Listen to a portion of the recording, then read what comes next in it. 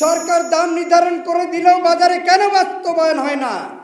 এর কারণ বড় বড় কোম্পানি এবং কন্ট্রাক্ট ফার্মিংয়ের মাধ্যমে যে ডিম মুরগি উৎপাদন করা হয় এবং প্রান্তিক খামারে যে ডিম মুরগি উৎপাদন করে, এখানে অনেক বড় ধরনের একটি উৎপাদনের খরচের বৈষম্য রয়ে গেছে।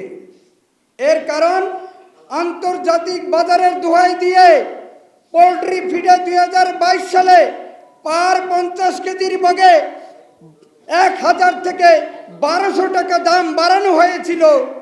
আজকে আন্তর্জাতিক বাজারে পোলট্রি ফিড উৎপাদনের সকল পণ্যের দাম সর্বনিম্ন, তবুও পোলট্রি ফিডের দাম কমছে না। তবুও কেন সরকার এটা নিয়ে গবেষণা করছে না? অন্য একটি রাষ্ট্রে একটি ডিমের উৎপাদন খরচ 5 টাকা, 1 কেজি ব্রয়লার মুরগির উৎপাদন খরচ 90 থেকে 91 টাকা। বাংলাদেশের বাজারে কেন একটি ডিমের উৎপাদন খরচ 10.5 টাকা হবে? বাংলাদেশের বাজারে কেন 1 কেজি ব্রয়লার মুরগির উৎপাদন খরচ 160 থেকে 65 টাকা হবে? সরকারের নজর দেওয়ার সময় নেই। নজর দিবেন যখন প্রান্তিক খামারি, প্রান্তিক পর্যায়ের উদ্যোক্তা, প্রান্তিক পর্যায়ের ডিলার ব্যবসায়ীগণ না থাকবে। আমরা সরকারের কাছে আমাদের সমস্যাগুলো জানাতে চাই। আমরা সরকারের কাছে বলতে চাই, এই যে কন্ট্রাক্ট ফার্মিং করা হচ্ছে, কোম্পানি ডিম মুরগি উৎপাদন করছে, কন্ট্রাক্ট ফার্মিংয়ের সুষ্ঠু নীতিমালা তৈরি করা হোক এবং কঠোরভাবে সেটাকে নিয়ন্ত্রণ করা হোক। কারণ কোম্পানিগুলো বাজারে তাদের উৎপাদন খরচ কম, বাজারে চাহিদা কম থাকলে কোম্পানিগুলো দাম কমিয়ে দিবে, কন্ট্রাক্ট ফার্মিংয়ের দাম কমিয়ে দিবে। তারা কিন্তু আসলে মাত্র 20%, আর আমরা কিন্তু 80%।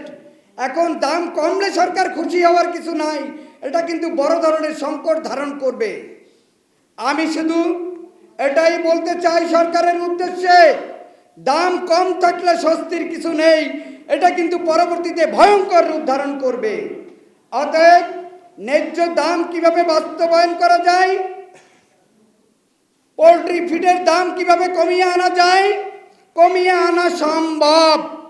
এর কারণ জাতীয় ভোক্তা অধিকার সংরক্ষণ অধিদপ্তর, প্রতিযোগিতা কমিশন, জাতীয় ট্রেড অ্যান্ড ট্যারিফ কমিশন থেকে একটি তদন্ত করা হয়েছে পোলট্রি ফিড নিয়ে। সেখানে প্রতি কেজি পোলট্রি ফিডের দাম কোম্পানিগুলো পার কেজিতে 15 থেকে 20 টাকা বেশি নেওয়া হচ্ছে। তদন্ত রিপোর্ট তৈরি করেছে সরকারি একটি দপ্তর। 2023 সালে আজও পর্যন্ত কেন সেটাকে বাস্তবায়ন করা হলো না, যেখানে আমাদের প্রতি বছর 80 থেকে 87 লক্ষ টন পোলট্রি ফিড উৎপাদন হয়।